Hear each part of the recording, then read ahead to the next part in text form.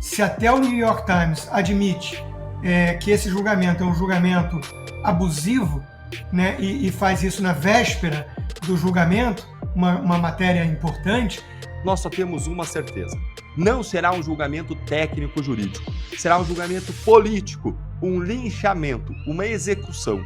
O destino do Bolsonaro já está traçado antes de o julgamento começar. É a cadeia e por muito tempo. Olá pessoal, sejam bem-vindos. O meu nome é Bruno. Se você gosta e apoia o nosso conteúdo, então deixa o seu like e inscreva-se no canal.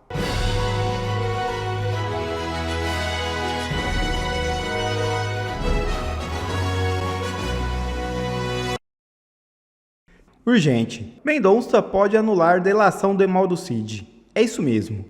O deputado Bruno Zambelli acaba de publicar em suas redes sociais, abre aspas, o escritório Alves e Moura Advocacia ingressou no STF com um pedido de anulação da delação de Mauro Cid, marcada por pressão e parcialidade. O ministro André Mendonça é agora o relator do pedido e tem em suas mãos a oportunidade de restaurar a legalidade, demonstrando que o juiz não é acusador. O que ocorreu na delação de Mauro Cid é gravíssimo. O artigo 4º, 6º da Lei 12.850/2013, que trata de organizações criminosas, determina que o juiz não pode participar das negociações ou conduzir o conteúdo da delação. Sua função é apenas verificar se o acordo é legal, voluntário e regular. No entanto, o ministro, que deveria agir como juiz imparcial, assumiu o papel de acusador. Pressionou, ameaçou e orientou o que Cid deveria declarar. Chegou a afirmar que havia mentiras e contradições e ainda advertiu que, se não colaborasse, até familiares poderiam ser responsabilizados. Isso não é justiça, é coerção. Esse acordo precisa ser anulado, pois fere a Constituição e o sistema acusatório. Fecha aspas. Sob o comando do ministro Alexandre de Moraes, o julgamento parece ter um resultado pronto. Triste e chocante realidade. Não tem como hoje a gente já não começar pensando no julgamento que começa amanhã do ex-presidente Jair Bolsonaro. A gente sempre tem trazido aqui como ele já deve ter cartas marcadas esse julgamento aí, mas existem ainda algumas expectativas por parte da oposição em relação a possíveis sanções aplicadas pelos Estados Unidos em tempo real durante o julgamento que podem aí, de certa forma, fazer alguns ministros repensarem. É possível isso acontecer? O que você espera aí do julgamento que começa amanhã? Bom, eu tenho chamado esse julgamento de julgamento entre aspas sempre, né? Para mim é uma farsa, é um show trial, como diriam os soviéticos, né? Um jogo de cartas marcadas, como você colocou.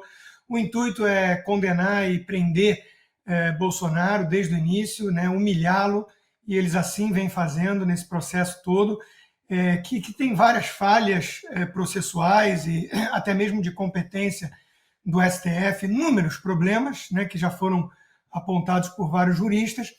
Quanto a essa expectativa, eu acho que a expectativa maior das incertezas que vamos ter a partir de amanhã é o voto do Fux. Realmente, eu acho que isso gera alguma dúvida. Mas essa ideia que produziram aí de que vão vir sanções em tempo real, né? Eu realmente não vejo isso como um modus operandi típico do governo americano, nem do Donald Trump. Donald Trump gosta de agir, às vezes, meio fora da caixinha, né, daquilo que se tem ali como o default, mas não vejo realmente o governo americano fazendo isso. Acharia muito interessante se acontecesse algo dessa natureza, mas eu acho improvável. Eu acho que, sim, à medida que vem o julgamento, né, esperado com a condenação, que é a constatação daquilo que o Trump alertou, né? Olha, está tendo caça às bruxas e eu não aceito isso. Eu acho que é natural que a gente possa esperar nova rodada de sanções. Mas essa ideia que produziram aí de que ele vai estar acompanhando em tempo real o julgamento e o juiz tal votou da maneira X, ele vai lá e aplica uma sanção, eu não vejo isso acontecer. Eu repito, né, eu gostaria, eu acho que seria muito curioso da parte do governo americano fazer uma coisa dessa, mas não é assim que costuma funcionar o governo americano, nem mesmo a Lei Magnitsky. Tanto que muita gente espera, ou esperava, que a Lei Magnitsky já fosse ser estendida para outros membros do STF, ou pelo menos para a esposa do Alexandre de Moraes, e até agora só temos um sancionado nesse arcabouço todo político aí, né, de abusos de direitos humanos e tudo mais, o próprio ministro Alexandre de Moraes. Então as coisas são feitas nos Estados Unidos com uma certa cautela, com certo cuidado, com devido processo, né? Não acho que seja uma coisa, seria muito a brasileira uma coisa dessas, né? Estou vendo aqui o julgamento, não gostei do voto, pá, toma, Magnitsky. Eu, repito, não espero nada dessa natureza.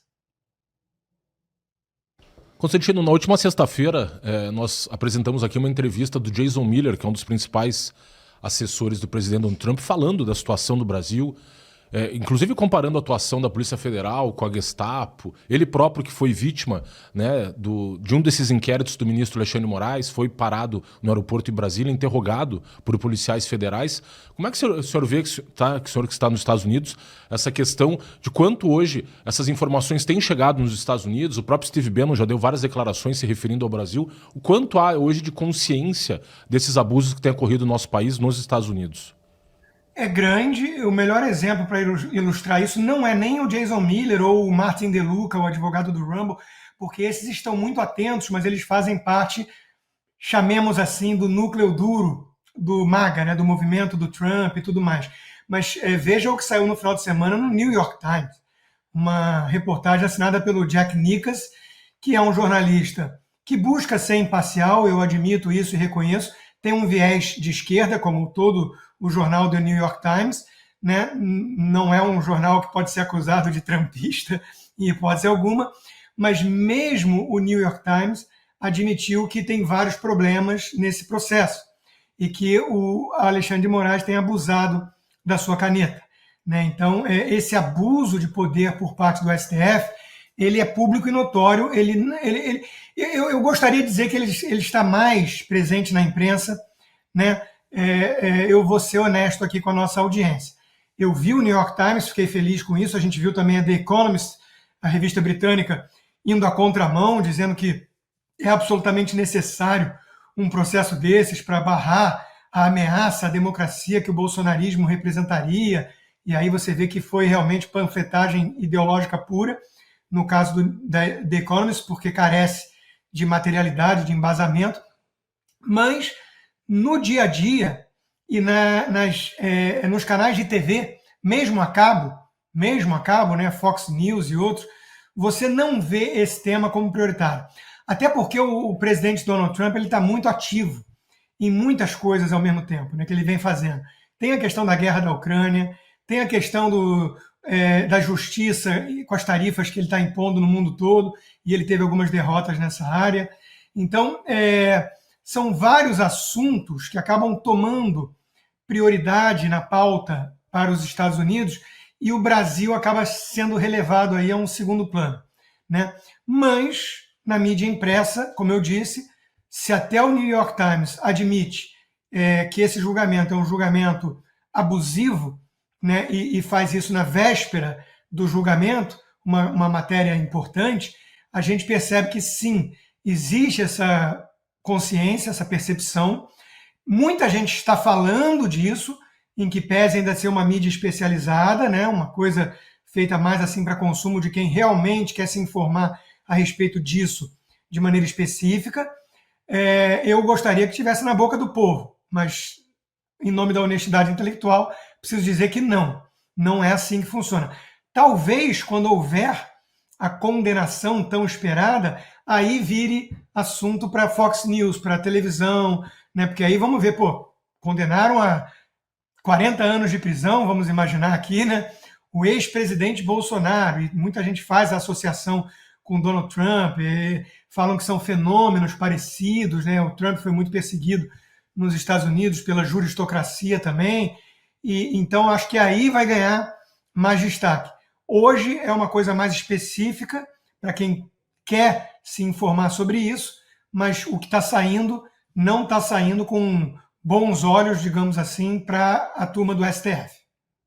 importante a gente entender o contexto geral desse julgamento, o que vai acontecer, qual é a sucessão de etapas. E eu já peço desculpas aqui, porque meu comentário vai ser um pouquinho mais longo do que o normal, para que vocês possam entender de modo correto aí o contexto. Então, começou o julgamento do Bolsonaro e eu vou explicar para você agora o passo a passo desse julgamento histórico e as 5 questões centrais que o STF vai definir. Nessa terça-feira, agora, amanhã, dia 2 de setembro, vai começar o julgamento dessa suposta trama golpista no STF e esse momento agora vai ser o ápice desse julgamento, quando os ministros da primeira turma do STF finalmente vão ler os seus votos a respeito da culpa dos réus, podendo votar teoricamente pela absolvição ou então pela condenação. Eu vou analisar com vocês agora qual que vai ser esse passo a passo, mas mais importante ainda do que isso, vamos entender quais são as 5 questões centrais do julgamento que a primeira turma do STF vai precisar definir. E o que eu vou te dizer agora é imperdível para você entender esse julgamento histórico, então bora lá começar com o passo a passo. Às 9 horas da manhã, o dia vai começar com a abertura da sessão pelo presidente da primeira turma, o ministro Cristiano Zanin, que logo depois vai passar a palavra para o ministro relator, Alexandre de Moraes, ler então o seu relatório. O relatório é um resumo do processo. Ele vai resumir a acusação, as provas produzidas, documentos, testemunhos, as teses apresentadas pelas defesas. E depois disso, o Procurador-Geral da República, o Paulo Gonet, ele vai ter 2 horas para ele se manifestar. Apesar da imprensa já ter dito recentemente que ele vai ser mais rápido e ele deve usar apenas 1 hora desse seu tempo aí de 2 horas. Depois, então, do relatório do PGR, Paulo Gonet dá a sua avaliação e o PGR, diferente do relator, que só vai ler o relatório no começo, o PGR vai olhar o mérito, vai dizer, ó, quem tem que ser condenado, quem tem que ser absolvido.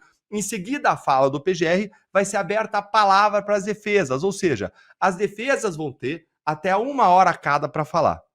Elas vão falar em ordem alfabética, com exceção dos advogados do Mauro Cid, que vão falar primeiro de todo mundo por ele ser um colaborador. A expectativa aí é de que as falas de todos que começam agora nessa terça-feira durem pelo menos 10 horas, ocupando 2 dias de sessões de julgamento. As dessa terça-feira, agora dia 2 de setembro, que começam às 9 horas e 14 horas da tarde, e as de quarta, dia 3 de setembro, agora, que vai começar às 9 da manhã. Depois das defesas falarem, aí começam a ser lidos os votos dos ministros, sendo Alexandre de Moraes o primeiro a votar por seu relator. Quando o último ministro votar, aí vai estar concluído o julgamento. O ministro Zanin, ele reservou 8 sessões da primeira turma para ele concluir o julgamento, que vão do dia 2 agora até o dia 12 de setembro. Então esse aí é o cronograma. Esse passo a passo está te ajudando a entender o que vai acontecer no julgamento do Bolsonaro no STF? Se sim, então já vai deixando o seu like aí com força e bora agora para entender as 5 questões centrais desse julgamento. Essas 5 questões centrais, elas são as seguintes. Primeiro, as violações processuais e o cerceamento de defesa. Segundo, a suspeição e o impedimento dos juízes. Terceiro, a delação do Mauro Cid e as suas reviravoltas. Quarto, o mérito do processo. Quem deve ser condenado, absolvido, pelo quê? Houve tentativa de golpe, de abolição violenta do Estado Democrático de Direito? E a ligação entre a suposta trama golpista e 8 de janeiro? E as provas? E a situação individual de cada um dos réus? Tem algum ali que deve ser absolvido por alguma razão específica?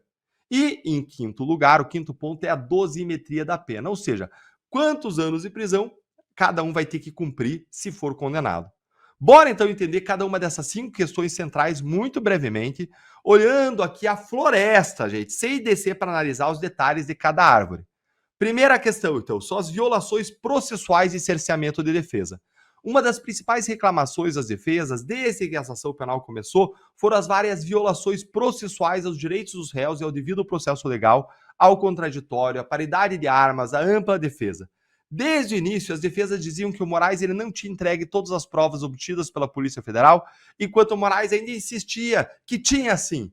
Eis que, depois da denúncia, Moraes volta atrás e diz que, olha, realmente, ele não tinha mesmo dado acesso a tudo para as defesas, e aí manda a Polícia Federal liberar, mas àquela altura a Inês já era morta.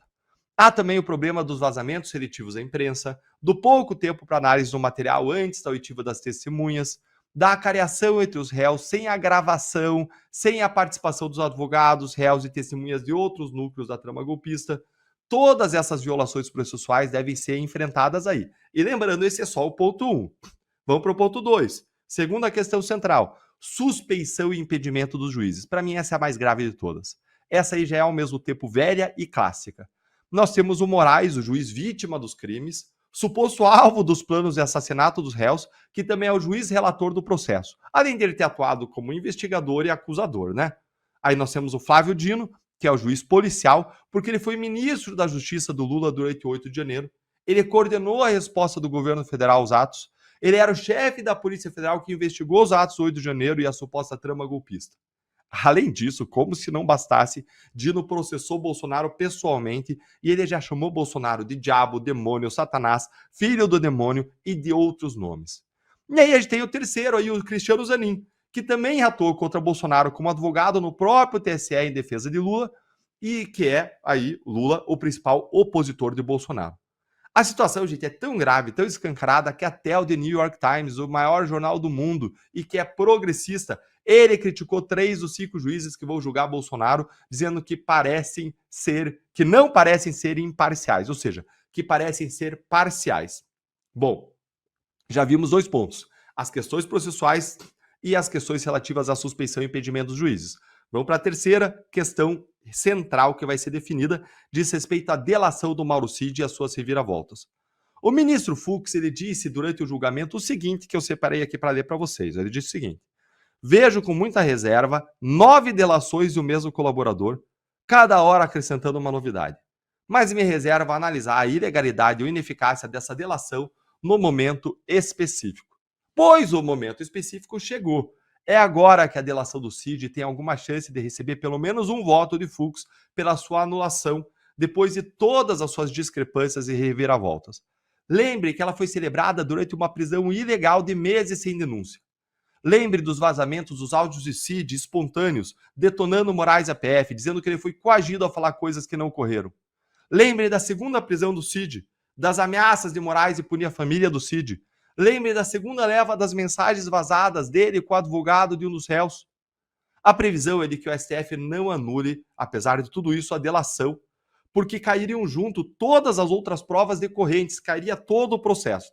Então o Supremo deve manter, contra aí toda a lógica, todo o direito, né? Como a gente já espera. Contudo, gente, mais tarde, na análise do mérito das provas, os ministros vão voltar a esse tema da delação e vão definir outra coisa. Qual que é a força probatória das falas do Cid?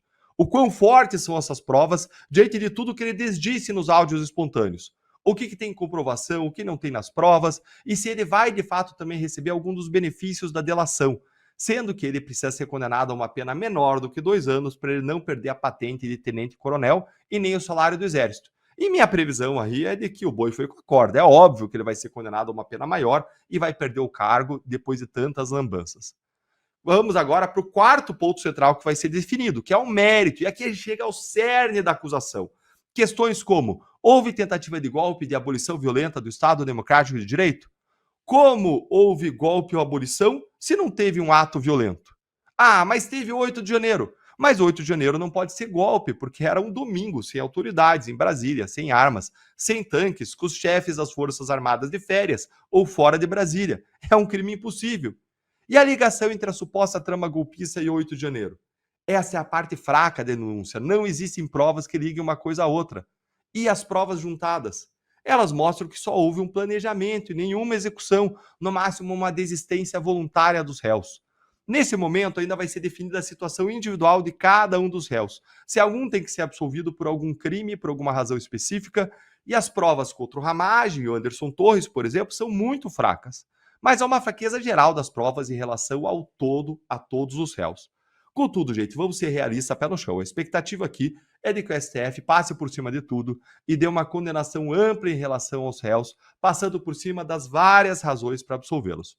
E vamos para a 5ª e última questão. Por fim, vai ser definido, vai ser julgado se algum crime absorve outros crimes e a dosimetria das penas. Nos julgamentos do 8 de janeiro, alguns ministros já votaram, por exemplo, no sentido de que a tentativa de golpe e a abolição violenta do Estado Democrático de Direito são o mesmo crime, são fundidas aí, e por isso deveriam receber uma pena só e não as 2 penas somadas. Por outro lado, eles podem decidir somar as penas, como o Moraes tem feito, dizendo que são 2 coisas aí independentes. Então eles vão discutir aí se há ou não aquilo que a gente chama em direito de consunção ou de absorção de um crime pelo outro. Os ministros vão definir ainda o tamanho das penas de cada pessoa, quantos anos cada um vai cumprir de cadeia, qual vai ser o regime de pena que vai começar cumprindo pena, se vai ser fechado, semiaberto ou aberto. E se alguém tiver pena abaixo de 4 anos, o que é muito improvável, ela vai ser substituída por penas alternativas à prisão.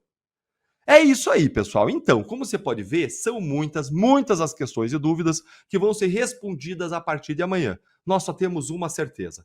Não será um julgamento técnico-jurídico. Será um julgamento político, um linchamento, uma execução.